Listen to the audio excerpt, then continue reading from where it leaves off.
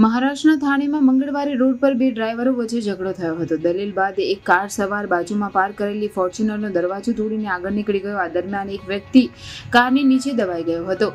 Harrier સવાર તે વ્યક્તિને લગભગ 10 ફૂટ સુધી ખેંચી ગયો. ત્યારબાદ હેરિયર સવારે ગાડી પાછી ફેરવી અને ફરીથી ફોર્ચ્યુનરને ટક્કર મારી. આ વખતે ટક્કર મારતી વખતે ગાડીને ઘણા મીટર સુધી પાછળ ધકેલી દીધી.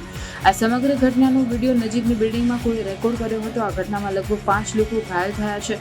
ટક્કર પછી ત્યાં ઉભેલા ટોળાએ હેરિયર વાહન પર પથ્થરમારો કર્યો અને તેના કાચ તોડી નાખ્યા. હાલ અંબરનાથ પોલીસ સમગ્ર મામલાની તપાસ કરી રહી છે.